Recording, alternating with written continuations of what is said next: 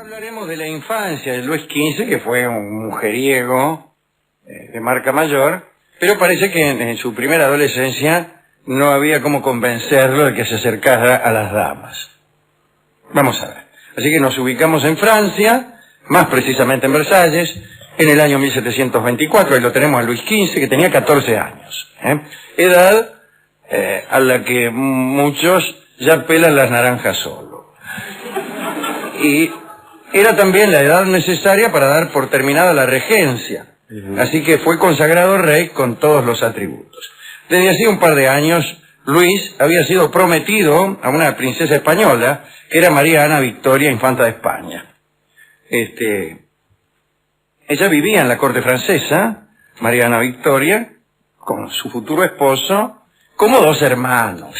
Ahí, qué sé yo. Hay que decir que María era una niña precoz, y en cambio Luis era un muchacho tímido.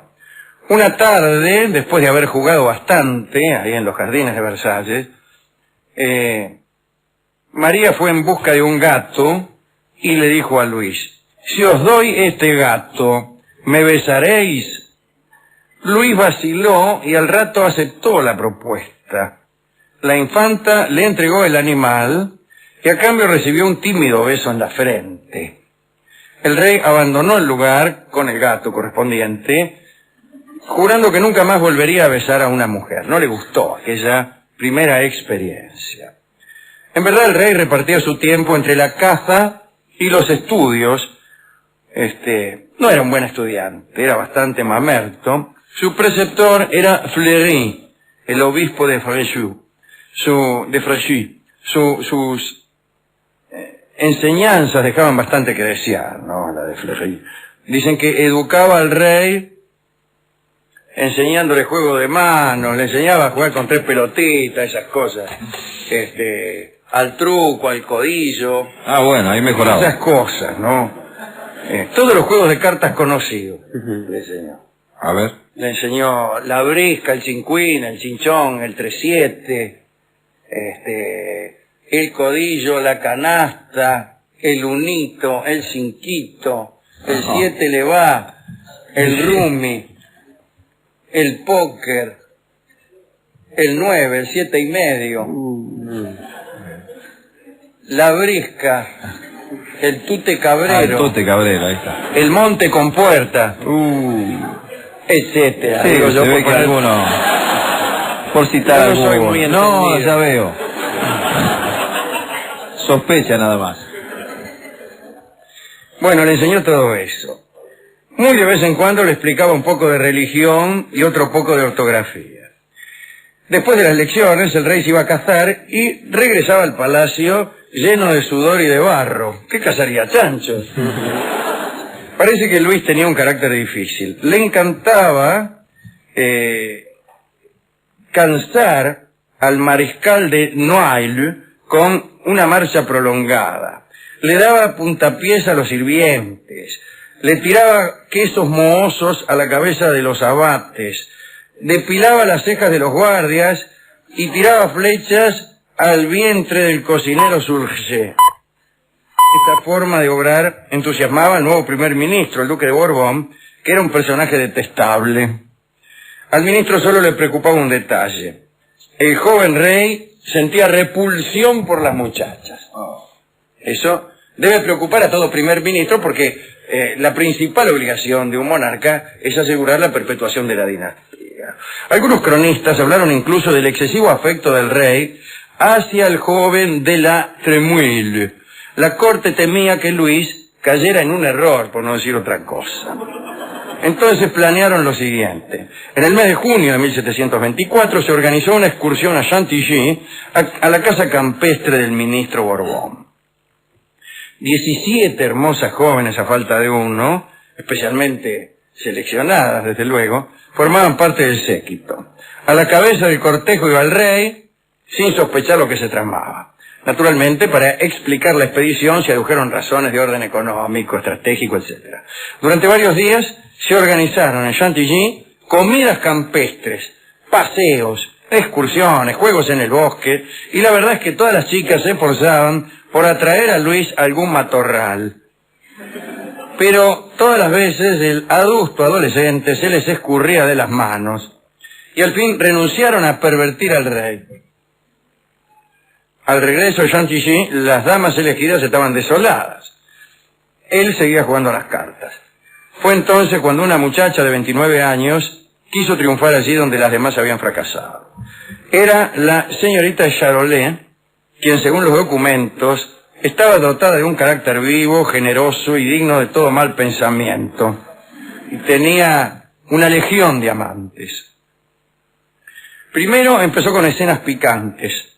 Se hacía la gatita, maullaba, suspiraba, y una tarde le dio un poema amoroso, le puso un poema amoroso en el bolsillo. El poema no era gran cosa, tal vez, pero hay que ver cómo se lo puso.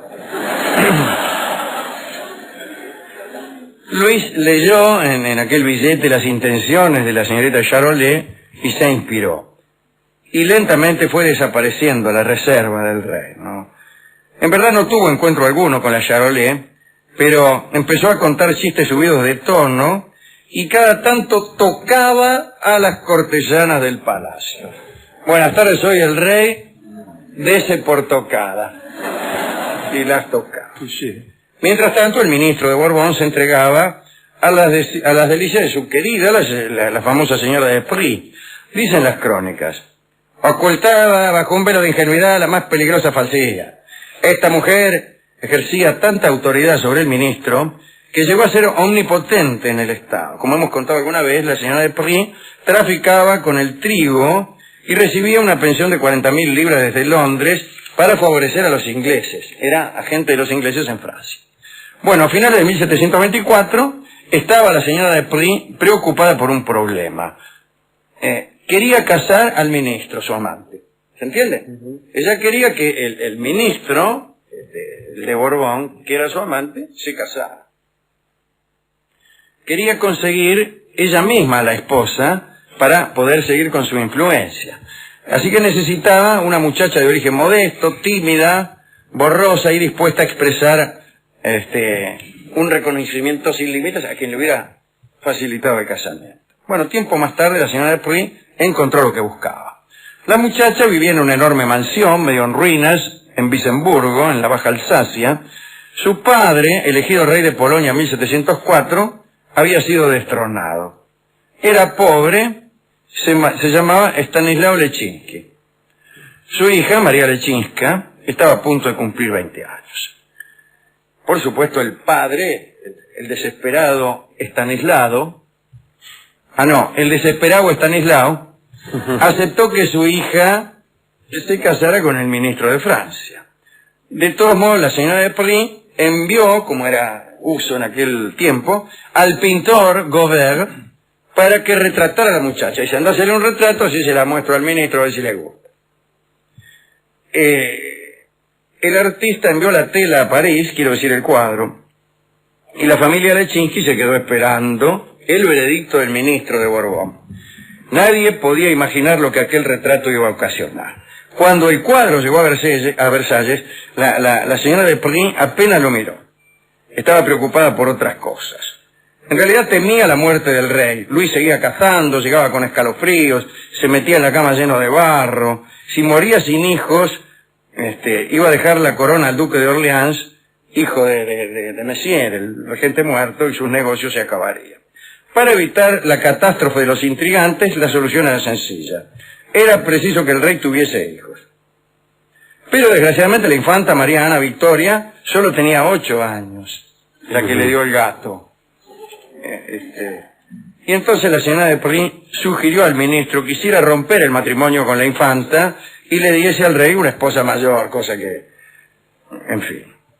La ruptura podía tener graves consecuencias. España podía ofenderse, declarar una guerra. Finalmente las ideas de la señora de Prie triunfaron. Devolvieron la infanta a España con una estampilla en la nuca. Desde luego los Borbones de España se enojaron, estaba Felipe V, echó a los embajadores de Francia y a todos los nobles franceses que iban a casarse con española alguna. Eran todos más o menos de la familia. La familia que reinaba en España era también Borbón, como son ahora. Desde 1700 son Borbones en en España, ¿no? Así fue como España, por la señora de Pruy, se dispuso a enfrentarse con Francia por largo tiempo, uniéndose a los austríacos. Luis XV quedó solo. Se documentó entonces el llamado Estado General de las Princesas de Europa. Aparecían 100 doncellas susceptibles de instalarse en el trono francés. 48 tenían más de 24 años, por lo que no convenían. 10 eran demasiado pobres. 29 tenían menos de 12. Quedaban 17 nomás. La más importante era la princesa de Inglaterra, pero su padre rechazó la propuesta por causas religiosas. La princesa de Portugal fue excluida porque el padre estaba loco. Nunca conviene casarse con la hija de un loco, porque por ahí, en cualquier momento. En cuanto a la de Hesse-Rheinfeld, fue rechazada por la curiosa razón de que su madre daba a luz alternativamente a una hija y una liebre, según se decía. Se corría esa bolilla. Ellos después mostraban a las hijas y a las liebres las encerraban en unos conventos. En unos conventos leporinos que habían abierto por allí. Fue entonces cuando la señora de Pruy tuvo una idea. Entre las pobres que habían sido tachadas aparecía María Leczinska. Y la intrigante pensó que mejor era casar al rey que no al ministro. Y pidió al ministro de Borbón que renunciara a la prometida polaca, mandó a que enviaran al rey el retrato que tenían por ahí. Luis XV quedó encantado y decidió casarse. Ya sé, esto resulta increíble en estos tiempos, que uno vea un retrato y quiera casarse.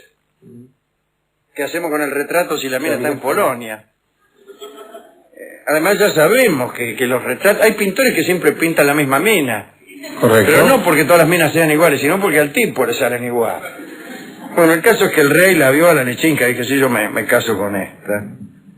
Aquella misma noche salió un correo hacia Vicenburgo y el Estanislao Leczinski, el viejo de María, que esperaba el sí del ministro, se encontró con el sí del rey. Y el correo dice, mire, el ministro no la quiere, pero el rey sí. Y bueno, dice, el amor es así, dijo el viejo. Metele. Y le llamó a la hija, venga, dice, vaya y cáseseme con el rey de Francia. Pero se casa, nada más. El polaco era malo. Sí, bueno, de carácter fuerte los polacos. El 5 de septiembre de 1725, María llegó a Francia. Ese mismo día tuvo lugar la boda. La señora de Pruy regaló a la reina 12 camisas nuevas, porque María no traía nada, de pobres que eran los polacos, venía con una mano atrás y la otra también. Con lo opuesto.